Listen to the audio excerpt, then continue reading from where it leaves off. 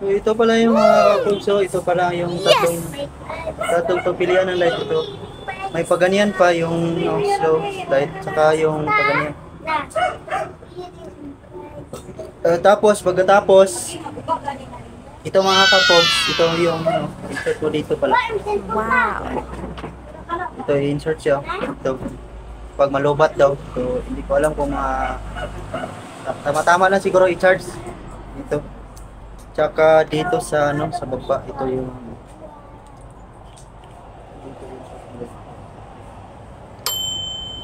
na. Alright.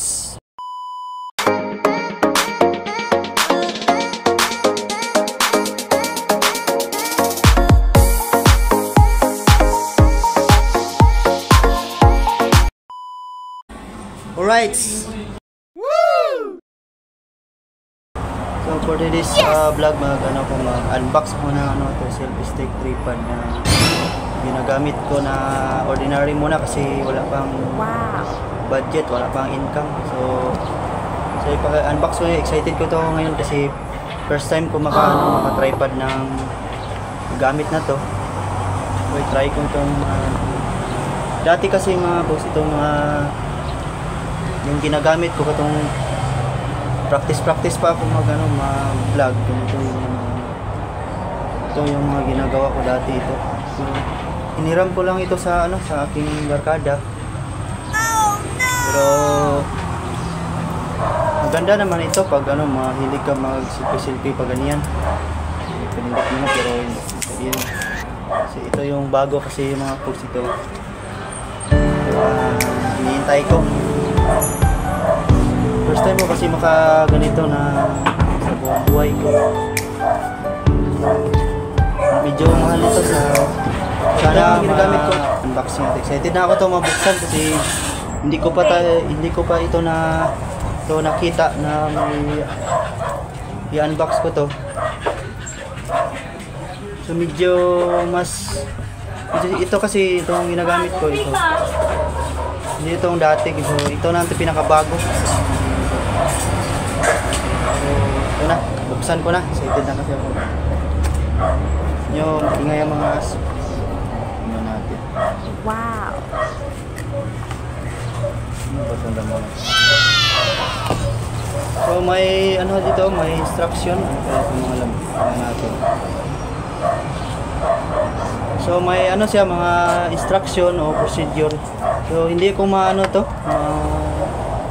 mabasa kasi Chinese. What? So ito mga mga video ito mga dito.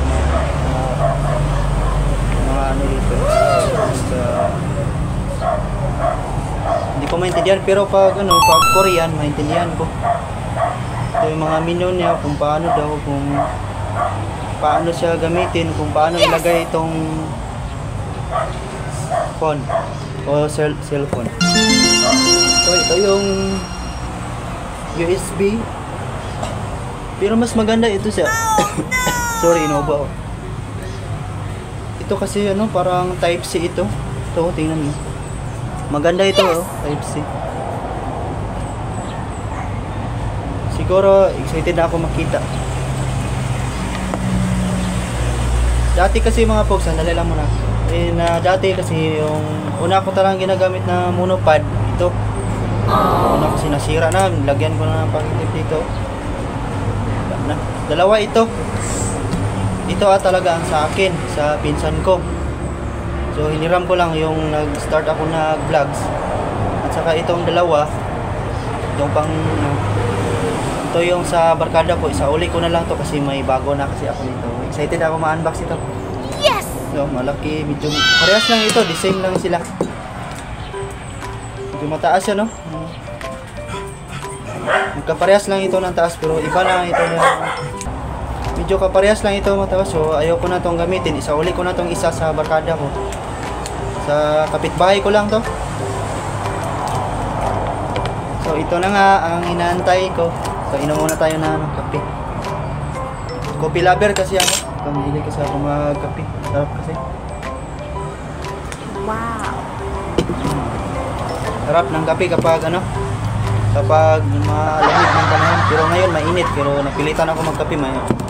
Kasi mapigilan ng sarili ko pag hindi ako makakapik.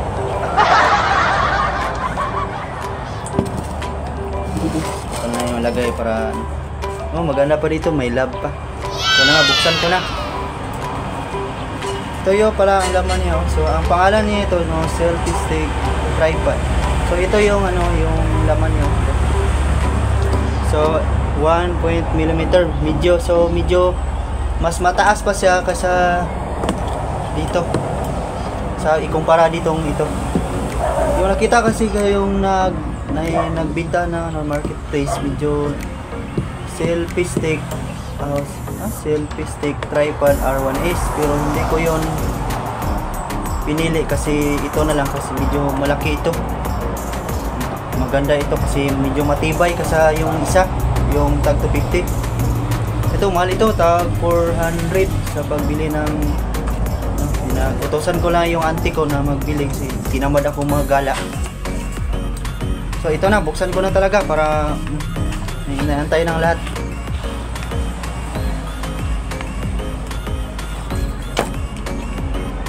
Wow, ang ganda.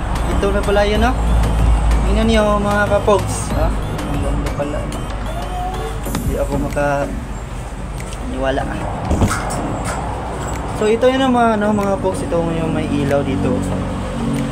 So alam ito paano kasi pag ganyan. So pag ganyan mo lang, so dito i-press mo dito yung lights dito. So like, so may nakalagay dito na tatlong i-press mo lang, tatlong i-press. So tatlong ilaw ito, i-press mo lang.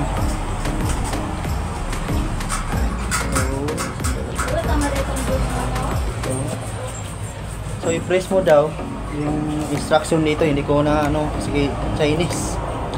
Sa akin naman Chinese naman.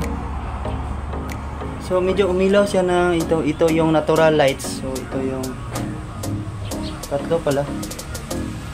Ito yung yellow color pala, dark. So ito yung pang iba.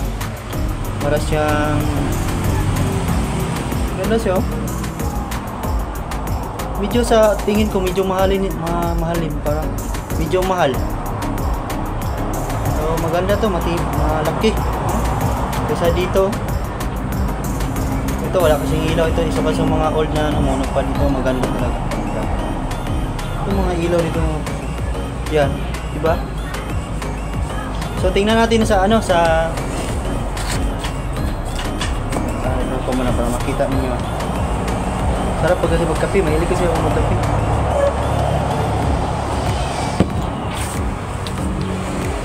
So dito, ito yung so pag ganyan mo siguro, charge mo dito. Maganda ito kasi type C dito. Dito mo lang i-insert mo dito. So kung may may micro ka, okay na. Hindi ko alam kung dito ba sa i-charge.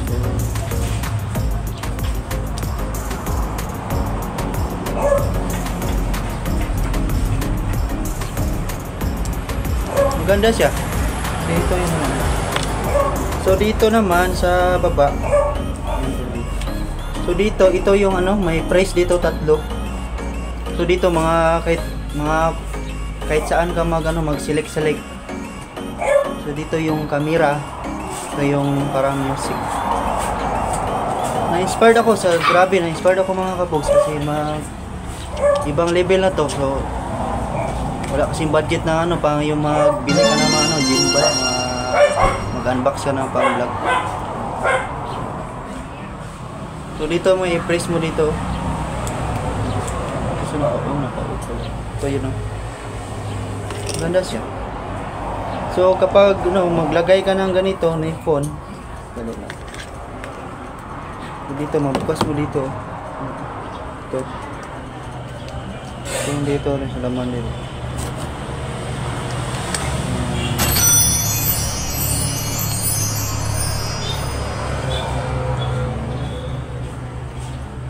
Sira na kasi yung phone ko kasi pag sarap ng kape. Medyo kulang pa nga sa ano. Ito na. Tingnan na yung mga cellphone ko mga pugso. So may mag-sponsor sa akin ng phone. So kahit isa lang. Isa lang kasi yung phone ko binili. So ito, adjust mo lang dito siguro pag first time ko kasi maka selfie stick tripod, no, ordinary lang muna. Huwag mo na yung bibili yung mga mamahalin kasi wala pa tayong budget. So ito na. Ilaw na. Ang ganda sa dito, no, para siyang ano, GoPro. So ito, itaas natin. Kasi sira kasi itong phone ko.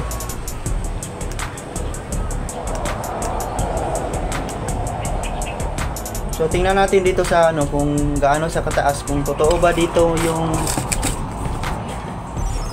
ang nakasulat nga 1.1 m yung kataas niya sa ano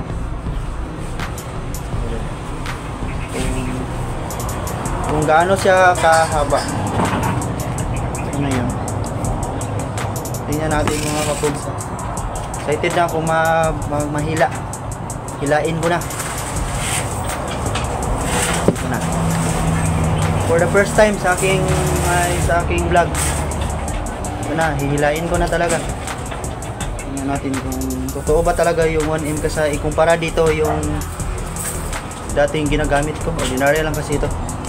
Medyo brato lang to, tag 100 lang. Ito, hilain ko. So, dito. So, medyo mataas talaga sa mga folks. Mataas talaga siya. Ito na. Medyo mataas siya, 1.8 talaga. Mataas. So, kung gusto mo lang ibaba, ibaba na yan lang. So, lahat naman siguro maano mo. Ibaba mo lang. Kung ayaw mo yung baka maano makasira dito sa laman mo.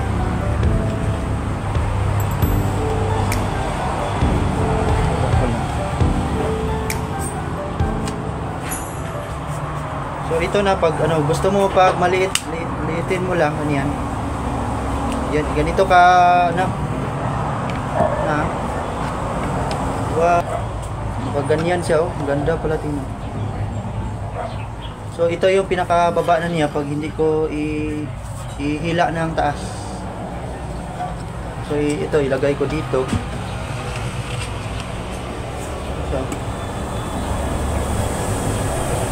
So nakita ko nito parang hindi sayang yung pera ko binili kasi gusto ko talaga makaganito na kahit ordinary lang muna. Ganda siya.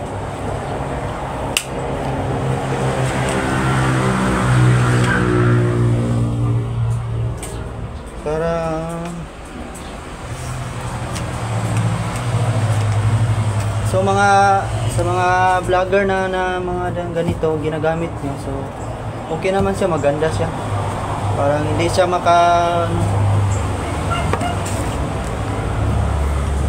hindi talaga yung sayang yung pera pag ganito.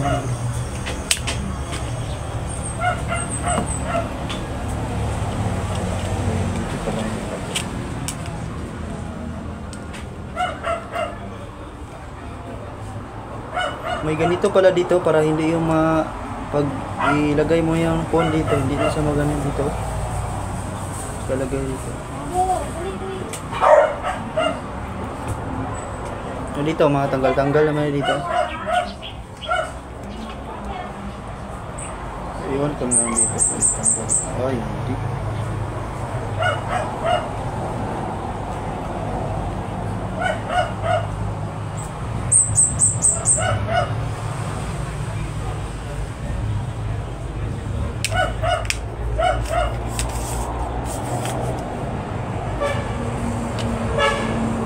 Taas talaga. Halos sobra pa yung kataas ng kamay ko. Ang nagustuhan ko dito yung dito sa baba niya kasi parang may part dito na ano dito. May parang dito sa tatlo. Pag nilagay mo ganyan, Hindi siya basta-basta maano kasi malaki. So, taas talaga? Tingnan mo, matat yan. So, Yes! kahit isa ano, kahit anong anggulo. Oh no! Woo!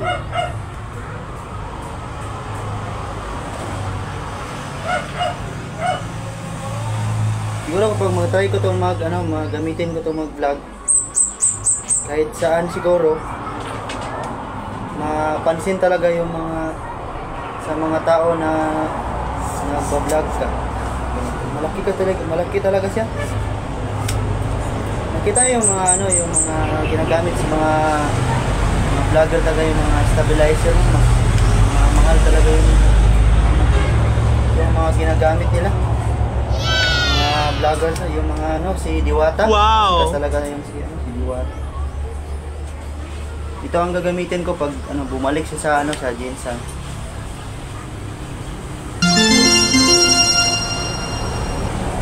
Kasi pag plano kasi si Diwata magpatayo na siya ng Diwata Paris Overload dito sa Jinsan. Siguro totoo yun kasi si Rosmar nagbigay si Rosmar ng 5 million sa house. So ang tawag siguro ni mga folks kay Diwata na instant millionaire na siya. Naka-subscribe pa nga ako sa YouTube channel kay Diwata para support lang ako sa kanya kasi marami na kasi mga pinagdaanan ng mga trabaho. Dati nag-uuling na daw siya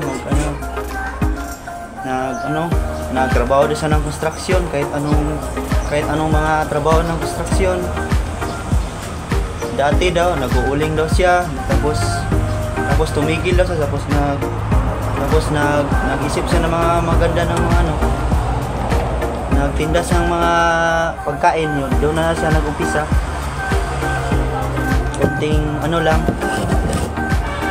konting kandiyahan hanggang lumago, tapos nagkaroon na siya ng Diwata Paris Overload. Ganyan na. Ganon ang nangyari. So, ang ma-recommend ako mga kapog, so sa ako kay first time mo dun ako kay first time na ako nagamit ni selfie stick tripod sa buong buhay na ko.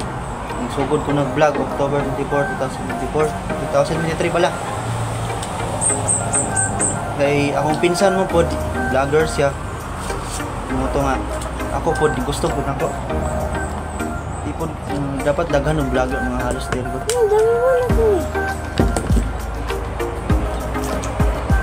Ito nga, na-appreciate na ko tanan, mga nag-subscribe na po sa OFW, sa mga pang-subscribe na po. Shoutout sa inyo, sa mga silingan ako dito. Para sa kuha mga kapog, itong hindi na siguro kung pag makabili ako ng pag monetize ako, yung vlog talaga, yung GoPro, pinaka-the best talaga yung vlog ko. Pag ang resolution talaga yung maganda. Pero sa akin, 100% ito sa akin kasi napakalaking bagay na to para sa akin. Kahit medyo mahal ito, tapos kailangan pa talaga makabili pa ako ng mas maganda pa nito. Parang gimbal. Yung gimbal kasi ginagamit namin yung maganda kasi pag mag-video ka ng ganyan, so ito ang nilagay mong phone. Hindi siya kahit igalaw pa yung mga kamay mo, hindi ito mag-ganyan. Kaya kung ma-skip. Ha? So ito na nga. So I hope na sa kung unboxing selfie stick tripod ito. So salamat po sa akong ginasingkasing sa akong anting nagpangit ko nagpautos nga i-try na ko ni mahirapan dyan ko kay hindi siya kuwagot pang selfie mo siya kay kuan to siya na mas kumpara pa lang din mo mas dako din yan sa diri. Tapos diri pa niya iba wala dyan. So kani iuli na lang sa akong bangkalin kay di man niya ako. So kani ikmon na dyan akong may na ko. Akong fresh tripod sa buong buhay ko. Ayop sana nga matapusin niyo tong video. I-vlog ko ngayong unboxing tripod. Love you all. See you on my next vlog. Alright.